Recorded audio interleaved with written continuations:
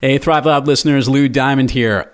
A totally different show today with my special guest, Debbie Forth. Debbie's here with me right now. Hey, Deb. Hey, Lou. Let's talk about love. That's what we're doing today. We're talking about love.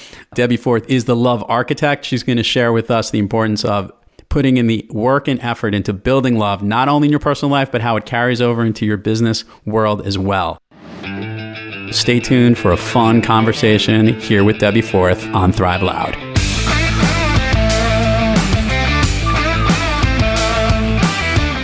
It's time to take an inside look at those that are taking their lives, their businesses, and their passions to the next level. Get ready to thrive loud with Lou Diamond.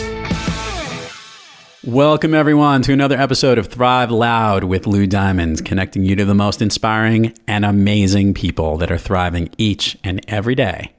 I'm your host, Lou Diamond, and today we are going to talk a little bit about love. I am here with the love architect, Debbie Forth. How are you, Debbie? Hi, Lou. Fantastic. Thanks. So Debbie and I just recently met a little over 2 months ago at the airing of this particular show. And I want the world to know about her because I think this is someone that everyone should connect with. So let me share with the Thrive Loud listeners who Debbie Forth is. She is a passionate, dedicated leader, transformational speaker, and advocate of love. She believes the journey of her soul is meant to be shared to align beautiful hearts for healing and creating techniques to transform lives. From homeless to celebrities, sorority row at UCLA to business executives, sales gurus to pastors' wives, Debbie has mentored, coached countless lives into healthier selves and healthier relationships. She now shares her passion around the world as a love architect, love coach, speaker for individuals, couples, and companies. She is a C-suite network advisor and, in my mind, simply put, a rock star. Debbie Forth, welcome to Thrive Loud. Wow, Lou, what an intro. I better live up to that expectation. It's all about you. I'm just sharing with all the listeners who you are and what you're all about. So what I love to do in every show, Debbie, is go through my personal connection with the guest for two reasons. One, I like to think that people, that I like to let people know that I know a lot of people, but more notably to help connect the audience to our guest. So Debbie and I actually met very recently. We were in the C-Suite Network conference in Dallas, and just really by circumstance on the network advisors meeting, we were at the same table. And everyone was going around and there were a lot of learned lessons. This was a really good session of best practices. And nobody was more of a sponge than Debbie at our table. We had some pretty great thought leaders there, some panelists, and she was just absorbing in all this information. And after speaking with Debbie then and also at the C-Suite Network conference the following day, learning her story, learning what she's about, and what a powerful person that she is, I thought this would be a spectacular opportunity to have her on the show. So Debbie, with that, maybe you can help share a little bit about yourself and share with our Thrive Loud listeners your story and how you became the love architect. Sure. Well, first of all, the C-Suite Network conference, you were the highlight, Lou. I mean, come on. Your book, you talk about, about being in connection. I was at the right place at the right time to be blessed with you and your amazing mentorship and just how you've poured into my life since we've met. I'm just so honored now to call you a friend. So I'm just, I feel very grateful just to be a part of your show and to share your audience. So I want to first of all thank you for being such a great person for someone like myself. Because yes, I was a sponge. Oh my gosh, that was the most amazing 3 days of my life, but also the scariest because you just realize how beautiful and how gifted and how talented these advisors are within the C-Suite organization. So I'm sitting there and all these business people in the room. I mean, everyone's got this amazing business concept and they've done this work and they go into these businesses and they talk about sales strategies and marketing strategies and how to help them soar and be more successful. And I'm sitting there going, I got a little name tag and it says Love Architect. And people are walking up to me like yourself and going, Love Architect, are you sure you're in the right place? And and that was kind of how I felt, in the beginning when for me, for 20 years, I managed automobile dealerships. I was a general manager, finance manager, used car manager, new car manager. I did it all. I loved the business. I got in at 19 years old, and I believed to lead with integrity, and I did really well in a very male-dominated industry. But I owned a marketing and advertising firm here in Dallas that focused in the automotive industry. But the one thing I realized was, in going through my life and going through being successful in business, my relationships and my love life were always in the toilet. And I kept thinking, okay, what is wrong with these people? Why can't they just get their life together? Why can't they show up and love me how I need to be loved? And it was always the other person's fault. So to make one of my long journeys in my story short, just to kind of to fill you in real quick, is I realized and discovered personal development. And that to me used to mean, let me give you the name of the other person you need to go fix. Because I was perfect. I had my own business. I was successful, and, I didn't need anyone for anything. I was so independent, except for in the relationship world, I was such a failure. And so in looking at the realm of the business side and looking at my personal side, I said, okay, something's got to give. There's got to be something within me that's wrong. So when I was introduced to personal development, I just became just such a student of it. And I went into isolation. I moved out to California, drank the Kool-Aid, started studying Kabbalah, numerology, astrology, healing, Reiki. I wanted to just, get an understanding of what I had been missing out in the world. Texas is not that diverse. So when I moved out there, I really had an amazing opportunity to grow and evolve on such a personal, deep, spiritual, human level and beyond my ego. And just this calling came on my life, to help other people, because I didn't want them to fall in the same holes and make the same mistakes I did. For 20 years of my life, managing car dealerships was fantastic. My business side was fantastic. But from age 3 or 4 years old, I was being sexually abused and by a male figure in the household. So I wasn't able to break out of that till I was 17, 18 years old in high school. So my love growing up was hidden, and it was feared, and it was sex, and it was awful for me. But that was the only thing I knew for love. And there was a lot of guilt and shame that went into that. So when I got out of that relationship, I started cycling from one train wreck to the next, going into abusive relationships and creating that environment, just chasing somebody, please love me, please love me, please love me. My mother, she had, abandoned me because she had way too much going on in her life, and that was her journey, and that's her story, and I have that forgiveness in my heart now. But when you go through what I went through in my life and trying to find a healthy outlet for love, I didn't even know what healthy love was. I didn't even know the meaning of love. First of all, and thank you for sharing all of this. And I was continue on, and I'll jump in at the end. I'm not interrupting this. Well, when I started, really learning to understand that I was so broken and damaged, and this whole time I had been expecting someone to love me and heal the wounds inside of me that I didn't even know how to heal myself. So in my own self-journey and self-love and self-discovery, and working with some of the top 20 coaches in the world like Lisa Nichols and Bob Proctor and Marianne Williamson, and really studying and becoming a student of it, I started putting these tools and these techniques into place that worked for me. Because I always say you can never have we love before me love.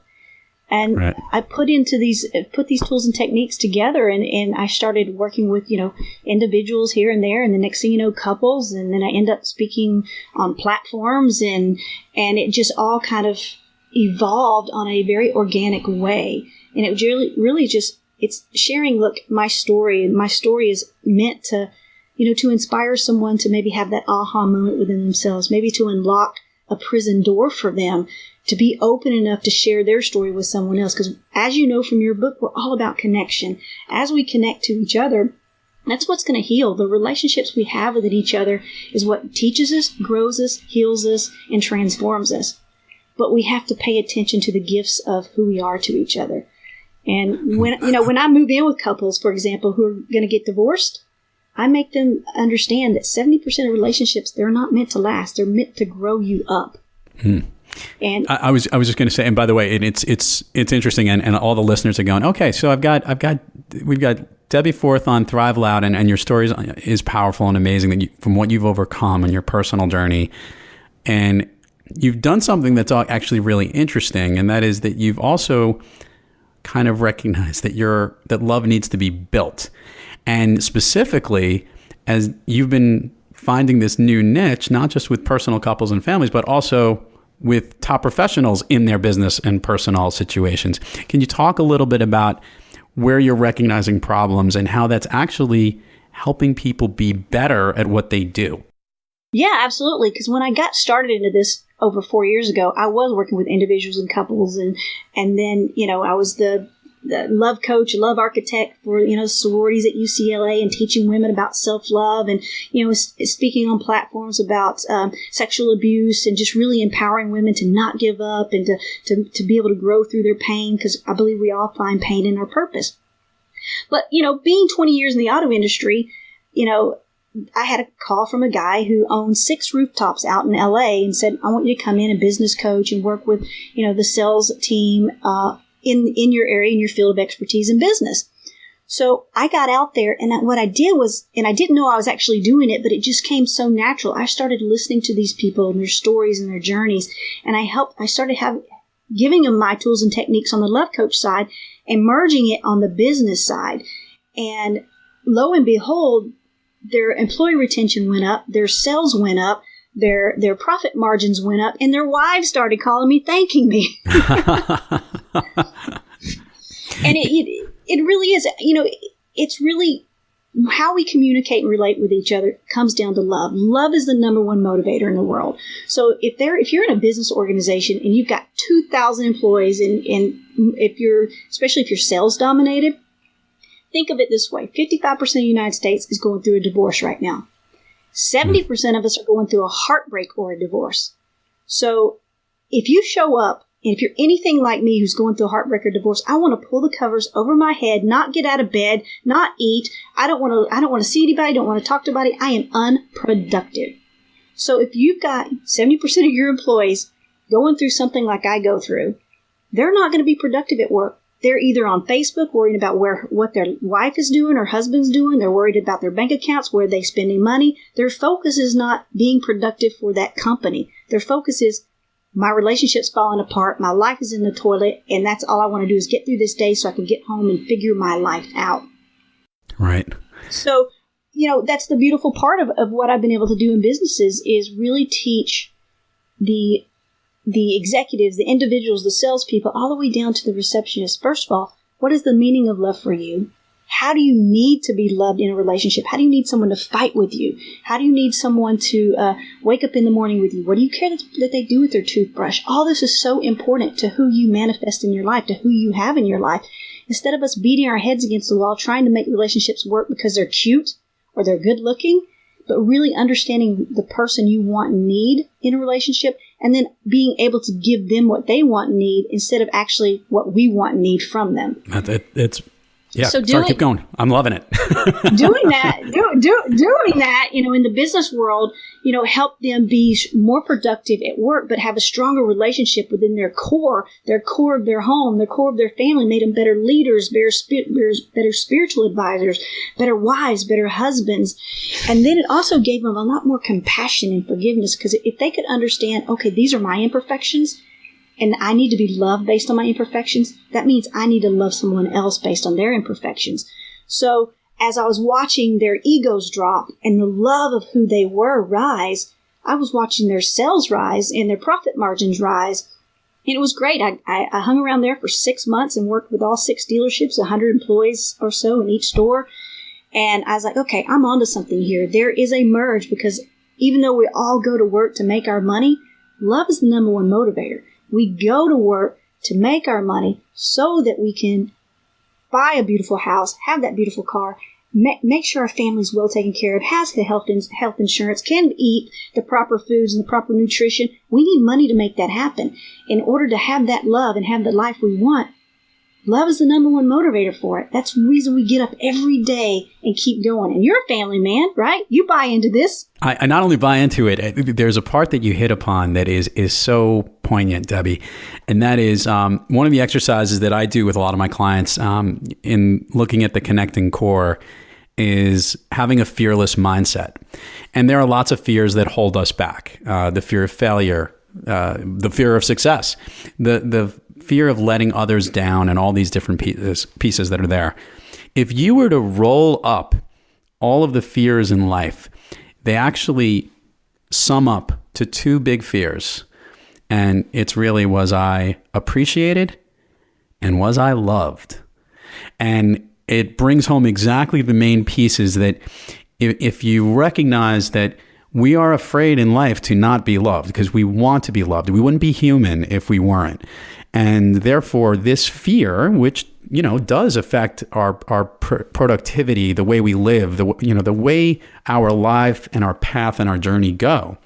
What's great, though, about this is if you recognize what those fears are and know how to move through them into courage, there's nothing you can't accomplish. And you've already kind of gotten to the courage part, which is recognizing the end game, that everything sums up to what love is and how important that is to your everyday life. That is the stuff that drives us. And as you say, is the motivator. So not only am I, yes, a family man and in love with my family, my wife, heck, my dog. We talked about our lovely little animals and dog, the endless love that we get. All of that. But it's also a lot of what I preach each day in helping people connect, because we're not saying to love every single person that we connect with, but there is a component in loving what we do and appreciating loving ourselves that enables others to connect with us. Oh my gosh, I already am your biggest fan, but I want to circle back to what you just said about recognizing the fear. So especially, let's talk a business right now. The executives that I coach, for example, recognizing is the biggest part of anybody transforming their life. You can't fix anything if you don't know it exists. Yep. And you can sweep mud over it, you can put it on the carpet, you can deny it all day long, right? But how are you supposed to heal something in your life or grow through something in your life or move past something in your life if you don't know it's there? And that's why most of the business executives I work with, they're professional. These people they've been in college, they've been studying their craft, they've been working hard, they've gone through jobs, they've put in the late hours, they've done the work to be where they are, be at this $5 million net worth a year, have that lifestyle. They have worked hard for it. They've gone through the struggles, they've gone through the obstacles. They recognize what it took to get there, and they put a plan of action to get there, and then they didn't just sit around and look at the plan, they did the work. Mm-hmm. So what I see when I'm working with most of the executives is they look at me and go, okay, well, I'm miserable in my relationships are in the toilet, but look at my business life. I've got the most beautiful house, the most beautiful cars, I've got a beautiful wife, but she's not happy, but we'll talk about that later. I'm not happy either. I can't make her happy. All this money I'm throwing at her, and she's never going to be happy, and all she does is spend my money. And this is just the constant story I hear from business executives that I coach. And when you really break down their life and you look at all the facade of materialistic things that they have, they're lonely. They are lonely, lonely, lonely. But when I sit down with them and I show them, here's what needs to be changed, here's where your wounds are, here's where your wife's wounds are, your partner's wounds are, this is the work that's got to be done to get there, they immediately do this. Well, my life's not so bad. Look at my beautiful house. Look at my beautiful cars. My wife, she's pretty. They don't want to do the work. They do the work for the paycheck, but they won't do the work for love. That's a great line, and so true. And that, it does. A relationship does take work and everything. This is going to sound really funny, and my wife will probably kill me for saying this, but this is one of the things that is very true. That one of the things that I was told right before I was getting married, and the importance of maintaining a great relationship with the person that you love is to connect with that person every single day. And when I get home every day from work, no matter how good of a day it is, bad, whatever it is, I don't say hello to my kids first. I don't say hello to my dog first. I kiss my wife first. Oh. Because that is the connection and the link to everything. Like she might be the mother. Diamond. Please let everyone know that. Yes, but thank you. But no, that is the important thing. And we laughed about it when we first heard it. Like, because at the time before you have kids and before you have a family, and you don't even know what being married is like. At the time that you're told this, you're kissing each other all the time. I mean, you're hot and heavy or whatever it is, and you take it for granted. But recognizing that that's a connection point that you have is so important. It also it's a reminder that love is something that is why I'm working every day, is why I'm doing the things for all the clients and for the family and for the dogs and for the house and all this stuff. Right. It is the driver. Right. And you're right. Your big thing is that we forget about it. We forget about it because of all those other distractions, the house, the job, the work, the money, the whatever it is, all this other stuff clouds it. And being able to put a name to it, identify it, and clear the path for it, it's great. And then the nobleness of what you do is really important. It was really funny when I was actually talking to my publicist person, and she's always wants to know what guest is coming on the show. And I told her that you were coming on this episode. She's like, how is this going to translate to your listeners? And I'm like, you won't believe it. And I can't wait for her to listen to me and call me up afterwards and say, oh my God, this is truly thriving and this is a great idea. So I'm excited. I got a story for her. I got a story for her then, real quick. Come on out. One of my favorite stories about working with it. This guy worked in the film industry. He was an executive over at Sony, and I'm talking to him one day, and he's like, "I'm going to divorce my wife. We've been together 19 years. We're just not happy." And I said, "Well, what have you done to better your relationship?" Well, nothing. She doesn't really care anymore, and I don't really care anymore. And I'm like, okay, so let me ask you a question. If I gave you $1 million and I hung that check around her neck and it said $1 million and I gave you 30 days, what would you do to earn that $1 million? How would you make her happy? And he starts like going to town. He's like, oh, I would do this. I would do this. I would do this. I would do. I said, so clearly you know what your wife wants and needs. Clearly you know what will make her happy. So what is it between the $1 million check and where you are right now that's going to get you there? He saw the value in the $1 million check around her neck, but he didn't see the value without the $1 million check. Because he didn't see the value in salvaging or saving the relationship. He didn't believe in love. He didn't believe in what love meant. And that's where most people are. It's like they felt love so little in their life, or it's just been so service in their life, or they've been so wounded around it. They don't understand the beautiful part of love and how, if it's healthy, how it can actually help you overcome every fear that you ever have in your life. And when I showed him, I said, you know how to show up every day, just like you do at work. You show up every day. If you didn't show up for work, would you be a millionaire? No, you wouldn't. But if you think you cannot show up for your family or your life or your wife or your girlfriend, and it's supposed to just be natural, it's just supposed to happen, of course it's going to be diminished. If you're not willing to put the work into your relationship, that should be your number one priority. Know your philosophy around love. Know your partner's wants and needs. Know your wants and needs, and know that you need to give each other that without changing who you are, so that you can grow in love together. And having that love philosophy is the same thing as having a business philosophy. Look, we all know what to do in business. We know to get up every day and go to work. We know what we need to do at work. If you put that same philosophy and those same action steps into your relationships, you will soar and you will make more money at work because you're happy and in love. Love it. And no pun intended on the word there. That's just spectacular. We're here with Debbie Forth, the true love architect and rock star, and just there's too many other adjectives to describe her. So Debbie, want to ask this question, and this is a tough one because I know you've had many of these. I ask a lot of the listeners, when you have trouble thriving, who do you turn to get back on track, or who is your sensei or your coach? And you have a lot of them, and you mentioned some of them. Refresh or restate, who are those that really help get you back on track? Well, first and foremost, God for me. My faith has, growing up the way I did with being sexually abused and beaten and thrown out of second-story windows, I've even had guns put in my head. The one center for me, especially in a toxic environment that I grew up in, was God. I went to church. It was always my faith. No one could ever take my relationship away from God from me. God was never going to abandon me. I always felt that center space. So any time for me that I'm struggling, and I struggle. Look, I am not perfect with love. I still make mistakes. I still have to grow every day just like everybody else. I still have to get through my own mind chatter. My negative mind chatter still comes up. My fears still want to take over and not lead with love at times. So for me, I have to center myself with God. I have to be still and know where my faith is and know that everything is going to work out for my good.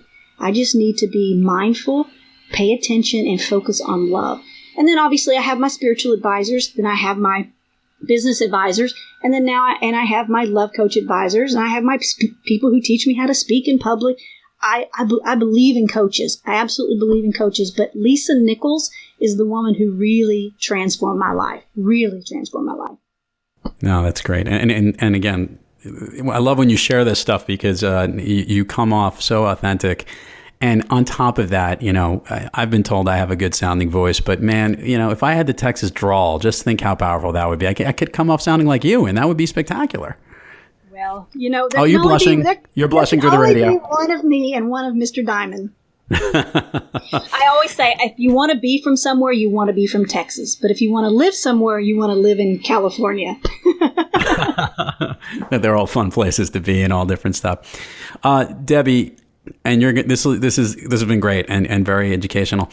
Tell me, if you were to have our Thrive Loud listeners walk away with one key message that they can take with them from your love architecture, if you could, or being the love coach that you are, what message would that be to them? So here's the message that I live by every day. First and foremost is self-love. Self-love is the key, because if you don't have self-love, then you're expecting someone else to fill a void in you that you haven't filled within yourself. And that person that's trying to love you is going to beat their head against the wall, making those attempts, and it's never going to happen. Not as great as that person is, you've got to learn self-love first. And doing that and learning what you need in a relationship and why you need to be loved the way that you do based on how you've been wounded and based on how you've been loved will help you manifest and get a better partner for your life. And that way you don't abandon who you are as a human being, who you are as a person. If you're chasing love like I did for many, many years, you will continue to manifest the wrong partner for your life. I tell people all the time, if you really know what you want and need from a relationship, that way when he or she shows up, you won't waste time, energy, and money getting in a relationship you should have never been in the first place. That's great. Great words of advice. And I love to ask this question, and we joked about it when we met in Dallas. Tell me, Debbie Forth, what is your favorite movie? Oh, The Holiday with Cameron Diaz. But you have to understand why. Not to mention, it's in L.A. She lives in the most beautiful house. She's got this rock star life. She's a movie editor, one of the best in the world. But she's always chasing love. She's always attracting wrong relationships, people who cheat on her, abuse on her. And she puts up these walls. She thinks she's got this great life, but everything around her love life is in the toilet at all times. So that's why I love her story, because in this movie, she transforms her life by releasing and letting go and letting someone love her the way she actually deserved to be loved. That's great. And I will tell you that I have seen it and didn't think of it in that particular way. I'm going back to it now. So now I'm going to have to go check it out because I'm on it. So how can everybody find you? Social media, website, Facebook, what are the key things? And what should we be looking out for Debbie Forth? Well, thanks to you. I'm getting ready to launch my podcast. Then we're going to do the C-Suite TV Let's Talk About Love show. That'll be coming up. And my website's debbieforth.com. Twitter's DebForth Texas. Don't forget about me, y'all. And, Instagram, it's Debbie Forth. Facebook, Debbie Forth. So, yeah, just my website, anything you need, just feel free to reach out. If there's anything I can do, if anybody's hurting or just needs somebody to lift them up, I'm here for you. Just don't give up on love. Please don't give up on love. Be willing to do the work, grow through it. Love is painful. It's not easy. Nothing in life worth having is easy. Debbie Forth, this was great. This wasn't too painful, was it? Right? This was fun. Nothing with you is ever painful. I can't thank you enough for having you on the show today, and thank you so much for being here. Oh, thank you for sharing your audience, Lou. You're amazing. You're my favorite diamond. I'll try and shine bright like the diamond. Thank you, listeners, for joining us. And until next week, keep thriving onward and upward. And remember, be brief, be bright, be gone. You've been listening to Thrive Loud with your host, Lou Diamond. Make sure to subscribe on iTunes or wherever you get your podcasts, and follow us on Twitter and Facebook at Thrive Loud, or find us on the web at thrivepartners.net.